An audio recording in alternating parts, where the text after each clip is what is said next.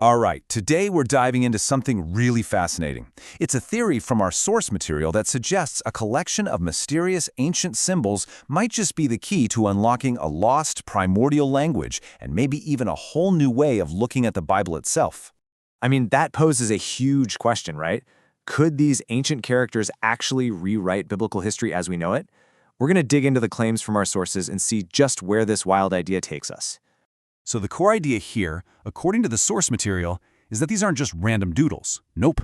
The theory claims they're actually remnants of a single universal language, what they call the Adamic language, the one supposedly spoken back in the Garden of Eden. And this language is said to connect these ancient pictographs directly to the scripture we read today. Okay, but that begs a pretty big question, doesn't it? If this language was so important, so foundational, well, where did it go? The theory actually has a pretty dramatic answer for that. And it all starts with one of the most famous stories in the Old Testament, the whole incident with the golden calf.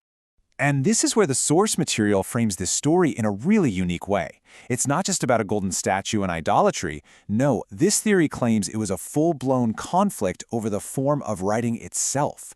This event is painted as the exact moment this pictographic language was actively, even violently, stamped out. So the narrative in our sources goes like this. When Moses comes down from the mountain, he's shocked to find a massive chunk of the Israelites, we're talking more than half of them, still using this old pictographic writing. And this discovery supposedly leads to a nighttime attack against them, and then a very specific curse on their way of writing. And here's the reason given for that curse.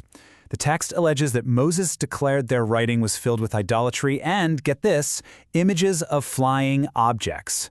Super curious detail, right? Anyway, according to this theory, that curse is what forced this entire language into hiding. All right, so that's the dramatic backstory. Now let's get to the fun part, the characters themselves. The source material actually tries to decode some of these key symbols, almost like it's creating a dictionary for this lost language. First up, the theory sets up this fundamental clash between two types of beings, the saints, also called Shanjin, and the Junjin. And these aren't just, different groups of people. They're meant to represent two totally opposing philosophies, two different ways of life. The source even hints that this duality mirrors the biblical opposition between Gentiles and Jews. So let's break this down a bit. You can see the contrast here. The saints, they're depicted as these incredibly powerful beings. They can fly, they live for 2,000 years. They're all about wealth and long life. The Juns, on the other hand, are basically the exact opposite. They're defined by what they avoid, certain foods for example, and they rely on things like talismans for protection. It's a real classic showdown between worldly power and spiritual restraint. But it's not just about these different types of people. The theory also gets into characters that represent bigger, more abstract spiritual ideas. So these aren't figures, they're concepts. Concepts that are supposedly central to both this lost language and, you guessed it, the Bible. Okay, the first big one is the character for will. Now, according to the source, this symbol isn't about our will, like what we want for dinner. It represents God's divine purpose, his grand plan. It's seen as a channel for guidance, for justice, even for hidden knowledge. So, yeah, it's all about that higher divine intent. And then there's this really powerful one, grace of freedom.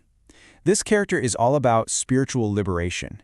It's the idea of being released from bondage, whether that's physical chains or spiritual ones, and finding true freedom through things like truth and mercy.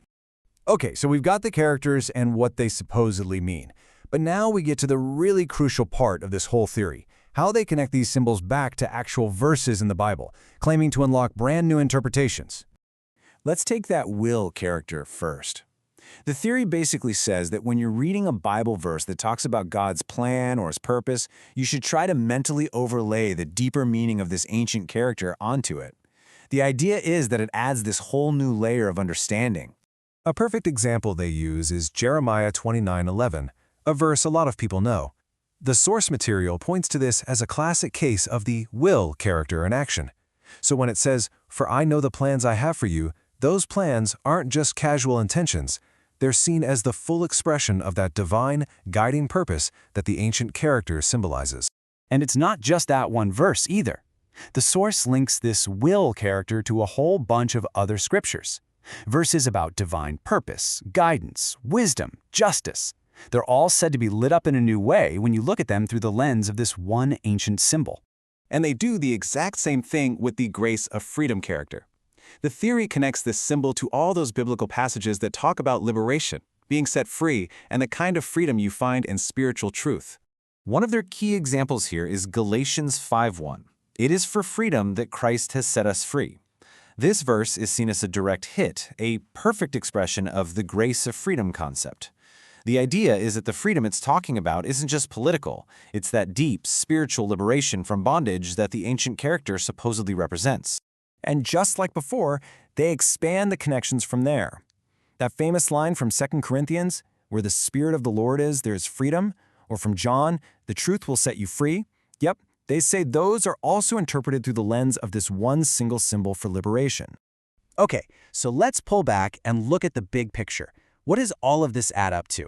Let's bring it all together and see what the main takeaway is from this, well, fascinating and definitely unconventional theory. At the end of the day, the central claim from our source material is pretty straightforward. It's that if you use this pictographic lens to read the Bible, you can come up with, and I quote, many unexpected interpretations. The goal here isn't to throw out the old meanings, but to add new layers, to find hidden connections by seeing Scripture through the vocabulary of this supposedly lost language. And that really leaves us with a final lingering question. Setting aside this specific theory for a moment, it really makes you wonder, doesn't it? What else might be lying hidden in ancient texts, just waiting for someone to find the right symbolic key to unlock it? What other languages, other codes have we lost? And what secrets are they still holding?